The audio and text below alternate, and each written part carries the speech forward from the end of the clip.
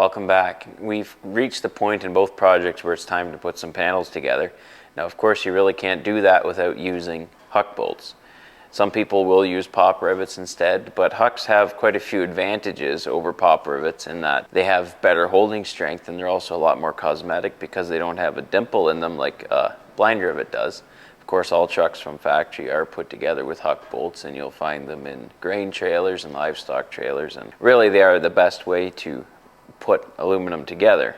Now, conventional Huck bolt guns are a bit of a pain. They're loud, you have an air compressor running, you have to drag a hose around. So recently, some electric cordless versions of Huck bolt guns have come on the market. One from Makita, which is also sold under the brand name Huck, and one from Milwaukee. This is the Milwaukee here. The model number is 266120. Now, this tool will work with Huck bolts, blind rivets, and Huck tainers. And we're only interested in this for its Huck capabilities, and also you need to buy a different attachment for each of those three use cases. So when you buy this tool, you will also need to buy the appropriate attachment if you're doing Huck bolts or blind rivets, whatever you want to use it for. Claims to do 1200 quarter-inch Hucks on a single 5 amp hour battery charge. It claims to be faster than a pneumatic system. It also comes with one key, which is a fairly standard Milwaukee feature these days. Basically, it allows you to lock out the tools when you're not using them in case someone steals the tool. It'll be completely useless without you using the app to basically turn the tool on.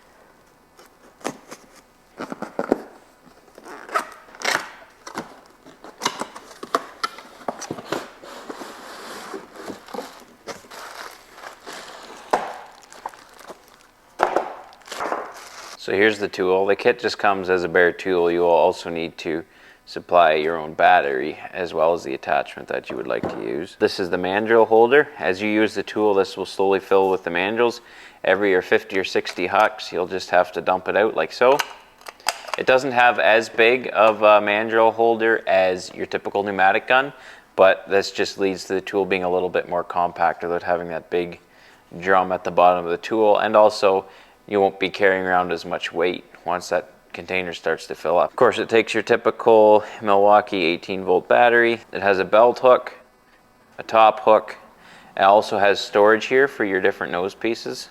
So that's a quick unboxing. Now we will show some video of the tool actually in use, reattaching the front of the bunk on the 87 where it had separated when the Hucks had worn into the fiberglass. We're just going to show how to put the nose piece on, and then we'll show a quick demonstration and talk about Hucks, and then we will show it actually putting the fasteners on the truck. So different manufacturers are going to require a different nose piece on the inside. So if you pull the rubber cap off the end, then you have an inner and an outer. So if you dump your inner out, this is what actually grabs the Is there one in there? And there's a stem in there because I did one for fun. Oh, okay, yeah. And then that screws on the inside. So if you take the nut off, that is on whatever brand tool you have. Now your inner nose will thread onto in there, which is your puller. And then that just drops on the outside because that's your cone that does the tightening. And then this spins on with your 1 1/16", which then they say 80 to 100 inch-pounds is what the inside is supposed to be tightened to. Oh. And done deal. So you got to make sure you get the right nose piece for whatever style or brand Hucks you're going to use. After that, it works just like a regular riveter. Pull the trigger, it's going to pull it back till it's tight, and then release. If you daren't shove this in now, because if you do, like it goes snap, snap, snap. Well, why don't we do one? We'll do a steel one. Something cheap. So you drop your collar on, and now this actually, it grabs it. Like, oh, so now you're like there's jaws in there. Yeah. So now you're committed. So now if you pull the trigger, it's going to just keep pulling it till it's tight.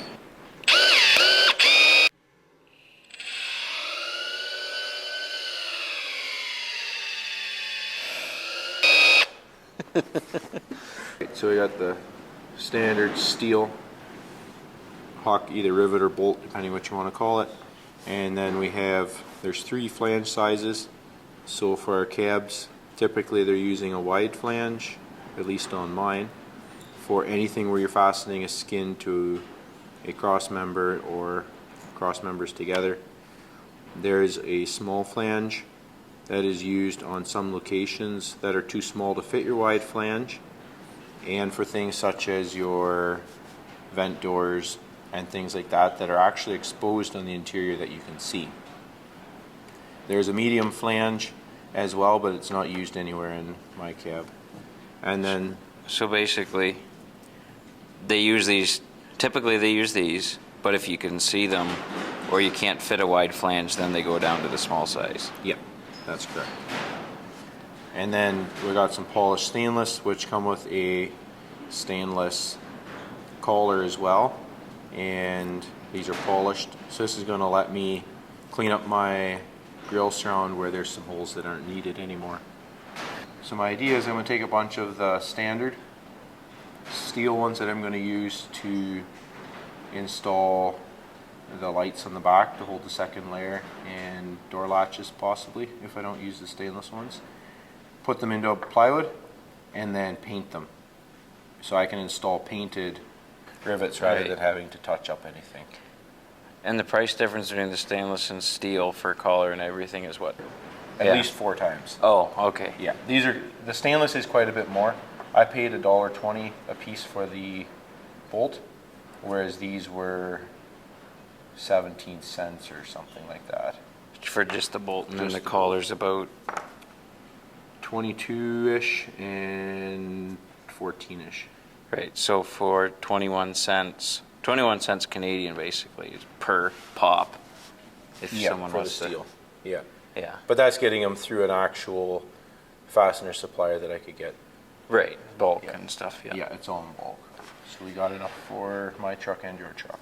And Okay. a few spares. The regular riveter with your typical blind rivets for fastening the cross members together on the inside, which is how Peterbilt did it from factory. And that's the 3/16 as well, same as the Hucks are all 3/16.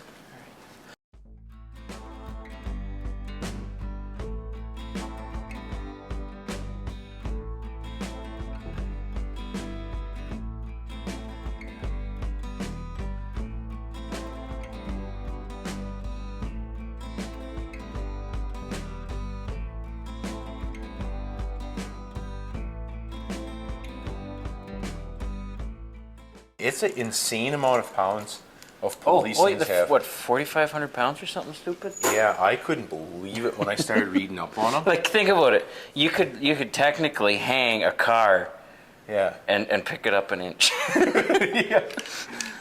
Pop some collars on. So before this, I cleaned up any chance of garbage, like the tar that they sprayed on. Yeah. I cleaned that up so there's no gunk that gets underneath. In case these flanges are slightly wider than the factory ones. Push her in and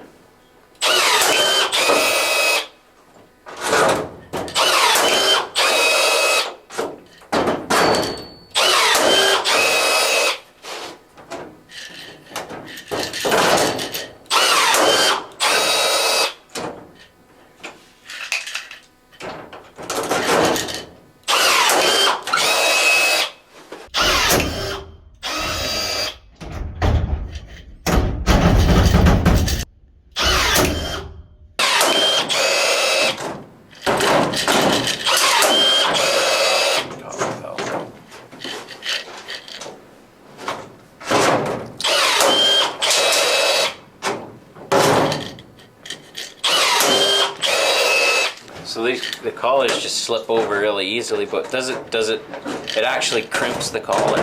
yeah. Okay. So that's why they can be so quick, because it doesn't actually have to skip past all that other stuff. Yeah.